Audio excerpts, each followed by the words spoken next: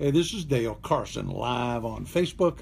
I'm an attorney in Jacksonville, Florida, retired FBI agent, former Dade County cop, and criminal defense attorney. I wanted to talk to you today about Stingray machine. It's a device that law enforcement uses to invade our privacy, sometimes with reason, sometimes maybe not. But what it does is it creates and emulates a cell tower. So what happens is the officers ride around in a vehicle close to you. Perhaps you're under surveillance for some reason, known only perhaps to the government.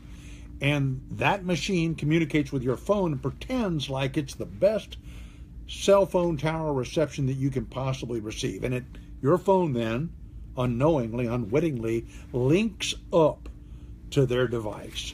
In that way, the government can track you, may be able to monitor your phone calls, and certainly your text messaging. And why is that a problem? Well, I guess it's not a problem if you're a big supporter of the government and you want the government to be able to find fugitives, probably a good thing. But the problem is that when that device is emulating a cell phone tower, it picks up your phone and my phone.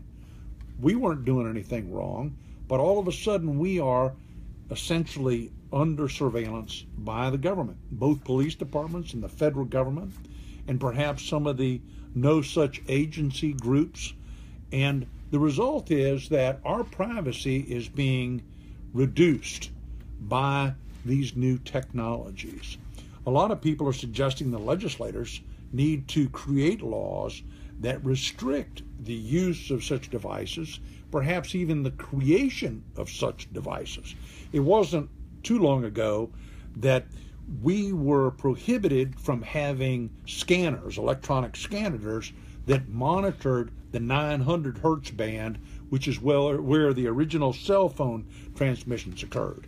So Tandy, the radio companies, the companies that produce those kinds of monitors, Bearcat scanners, really restricted a narrow area of the bandwidth so that we, as investigators or private citizens, were not able to monitor those conversations. In fact, it became illegal to do so. The one exception, oddly enough, was cell phones or home phones that were used and were analog so that you could, if they could be picked up on your baby monitor, you weren't in violation of the law if you listened to those things. But if you intentionally set out to listen to someone else's phone call, then, of course, that was a violation. And Florida has some very strict laws. This is a two-party consent state, which means that both parties to a conversation being recorded, or all the parties to a conversation being recorded, have to agree to that recording, or it has to be patently obvious. I look around the room, there are a number of people, and I'm going to record this conversation, and then I put the phone out on the desk or the table, and then everyone knows it's being monitored. But the broader problem is that in the use of the ilk of these scanners, these new Stingrays, we are not aware that we're being picked up and monitored. And the courts have yet to really address the issue. I know of one judge who said, if you got that information through a scanner of this type, a Stingray type scanner, the case gets thrown out. But that's only because the government refuses to disclose information about that technology, how it actually works, and what its capabilities are. Because it is secret, basically, from law enforcement, both federal and state. And the result is we don't know what they're doing with the information. It wasn't too awfully long ago that here in our actual office, which is downtown Jacksonville, we opened the door and the entire SWAT team from the Jacksonville Sheriff's Office was staged in the hallway because we had an individual who was going to turn himself in. He was a serious felon or accused of serious felonies, and they had tracked him through the use of his cell phone. So, if you want to avoid that problem, the only way to do so is to stop using your cell phone, certainly the smartphone applications. I mean, when we think about it, things are much deeper than just the cell phone tracking. It's not difficult for people to know what sites you visit, what aspects of those sites you log into and search. search terms are becoming a useful piece of evidence for prosecutors in criminal cases. When you try to deny that you cut up the body and you've gone to a site where it shows you how to do that sort of thing, it's kind of hard to argue that you didn't go searching for that information. So we have all become enamored of our cell phones. I mean, I'm guilty of it as well. And the problem with this is that when we think we're not being monitored, we likely are being monitored. And if not instantly, maybe years from now, when you are accused of a crime, the government can go back and search the NSA databases where they've stored all of this information and prosecute you for a crime you weren't even aware was on the books at the time. So I tell everybody, all of our clients are informed about the potentials of cell phone monitoring and how the government can track you. So if you don't want to be bothered by the government, and if there's an interesting case, goes back to 1928, and there was a Supreme Court justice. His name was Brandeis. And what Brandeis said in a well-known case called Olmstead, this was in 1928, is he essentially said that we've got to be real careful of this, that we shouldn't allow these sort of monitorings of, at the time, telephone lines, because one day the government may be able to get so far advanced that it can look at our private records in sealed drawers, and we won't even become aware of it until later, until we're actually prosecuted for something. That was in 1928. Now, it took 90 years for it to happen, but it's here today. And two other things that Brandeis said that I thought were really insightful. One, he said, not only will they look in our drawers and figure out what we've been doing, and we won't know what's happened. He also said the most important right that we as Americans enjoy is the right to be let alone by government so that we can pursue happiness. And that, of course, is being restricted because if you believe your phone's being monitored or you're being tracked, you can't really express yourself in ways that you might feel comfortable expressing yourself to friends and families and acquaintances because you're concerned the government will be listening to what you're saying and will at some point in the future use that against you. That is a serious, serious problem. So we lose the value of pursuit of happiness, and another way of looking at that is what we call the marketplace of ideas.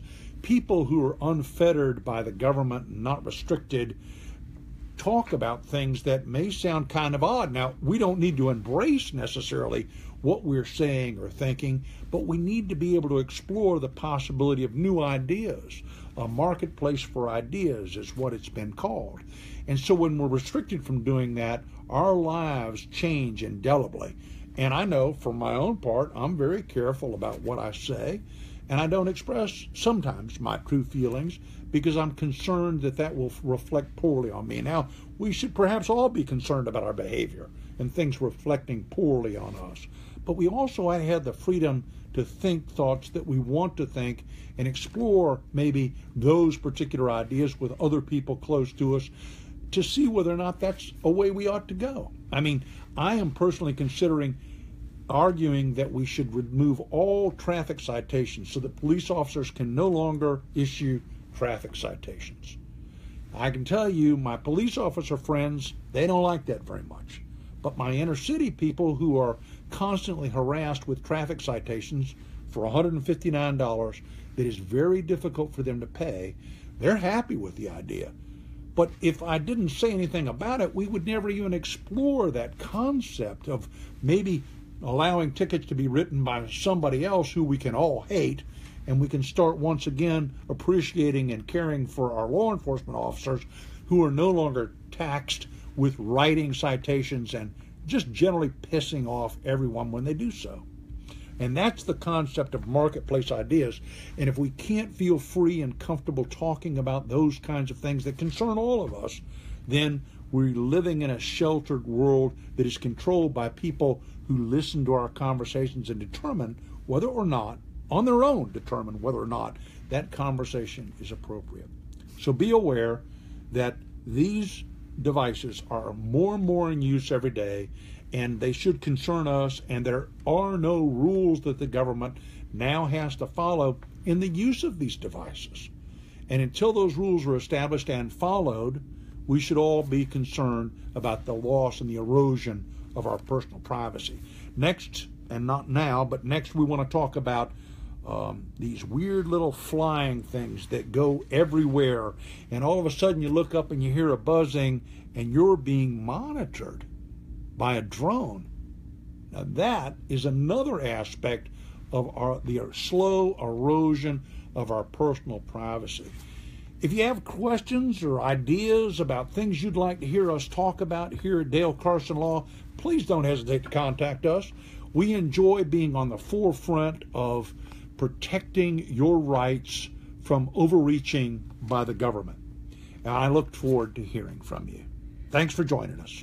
Before we go, we have a couple questions. James Huggins wants to know how he can get rid of cops illegally hacking his network and sabotaging his devices so they don't work as well as they should.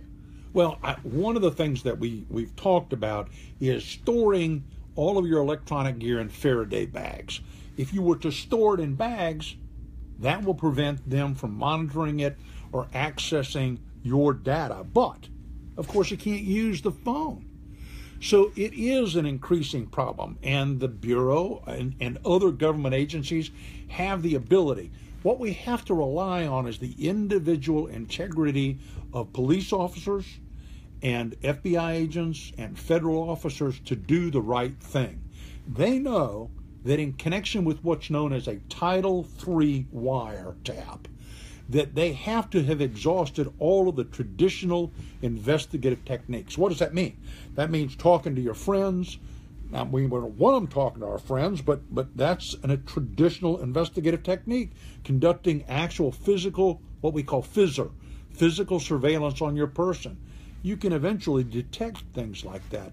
But clearly, the internet is not controlled by you and I as civilians. It's controlled by the government. And until that ends, we are subject to the scrutiny of other people who may not like us and may be offended by our views. And that's a danger.